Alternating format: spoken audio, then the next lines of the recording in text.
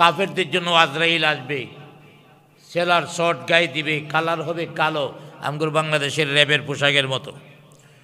অতএব কালো পোশাক, এই লোকটার রুহ কিন্তু উপরে নিয়ে যাবে, তার জন্য একটা কাপড় নিয়ে আসবে। এই কাপড় হলো সেলার শর্ট, যা থেকে দুর্গন্ধ বের হতে থাকবে। এটা নিয়ে বদগারের কাছে আসবে, চতুর্দিক দিয়া ফেরেশতারা বসে যাবে, ওদের পরনেও কালো পোশাক, দুর্গন্ধ তার নাকের মধ্যে লাগবে। আমার ভাইয়েরা, ফেরেশতারা বড় বড় চোখ করে তার দিকে তাকায়া থাকবে। এই সময় তওবা করলে তওবা কবুল হবে না। এই দৃশ্যগুলি আমরা দুনিয়ার মানুষেরা দেখি না।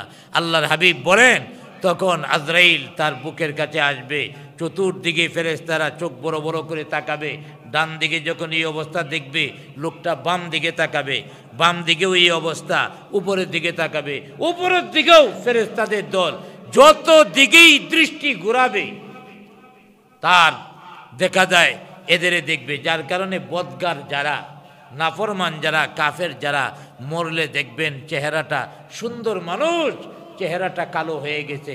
ওই যে মৃত্যুর কষ্ট, এই কষ্টটার প্রতিচ্ছবি তার চেহারায় এসে যায়। মানুষ যদি একটু হাসি খুশি থাকে তাহলে বোঝা যায় চেহারা দিকা। আবার যদি টেনশন করে বা পরিশ্রম করে তাহলে এটাও কষ্টটা তার চেহারার মধ্যে ফুইটা উঠে। অতএব দেখবেন একজন কালো মানুষ কিন্তু ঈমানওয়ালা, আমলওয়ালা কালো মানুষ মারা গেছে, কিন্তু চেহারার মধ্যে কি যেন একটা নূর ভাসতেছে, ঝলঝল করতেছে চেহারাটা। আবার দেখা যায় অনেক সুন্দর, তারপরেও ঈমান নসিব হয় নাই, চেহারাটা কালো হয়ে যায়, মলিন হয়ে যায়। অতএব ঈমানের কারণে এটা এমন হয়। হযরতে আজরাইল আলাইহিস সালাম বুকের কাছে বসে বলবে, ও নাফরমান, আল্লাহর বিধান তোমার কাছে ভালো লাগে না, কোরআন তোমার কাছে ভালো লাগে নাই, শেষ নবীর অনুসরণ তোমার কাছে ভালো লাগে নাই, আল্লাহর নাফরমানি সারা জীবন করেছ, আল্লাহর প্রতি তুমি অসন্তুষ্ট ছিলা, আল্লাহ তোমার প্রতি অসন্তুষ্ট হয়ে গেছে।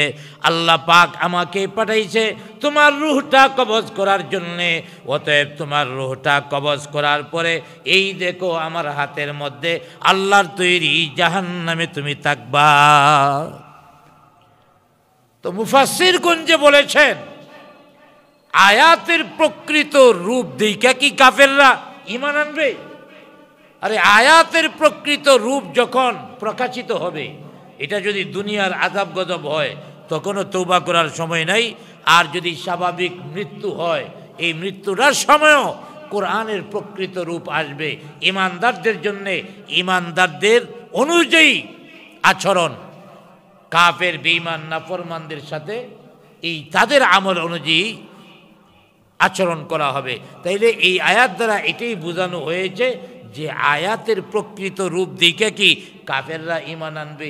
আরে প্রকৃত রূপ যখন দেখবে তখন তো তারা মারা যাবে অথবা কিয়ামতের ময়দানে উঠবে। মুফাসসিরগণ দুইটা অবস্থা, তো মারা যাওয়ার সময় তওবা কবুল হয় না, আর কিয়ামতের ময়দানে চলে যাওয়ার পরে আর ফিরে আসারও সুযোগ নাই, কেউ সুপারিশও করবে না, তওবাও কবুল হবে না।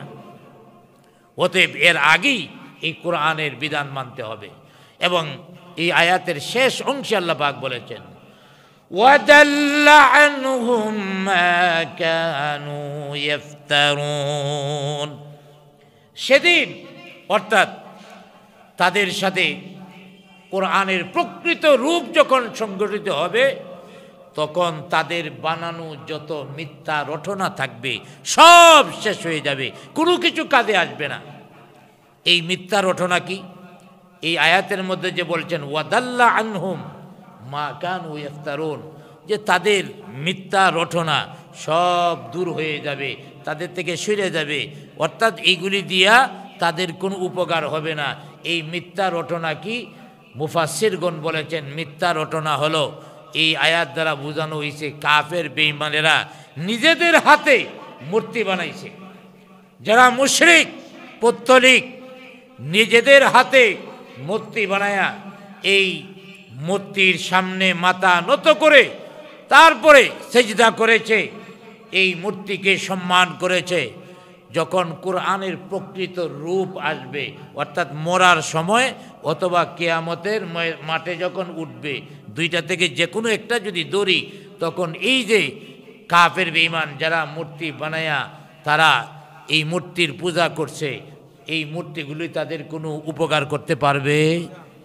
তাদের কোনো উপকার করতে পারবে না, অর্থাৎ তারা হারিয়ে যাবে। তারা যাদের ইবাদত করেছে তারা হারিয়ে যাবে।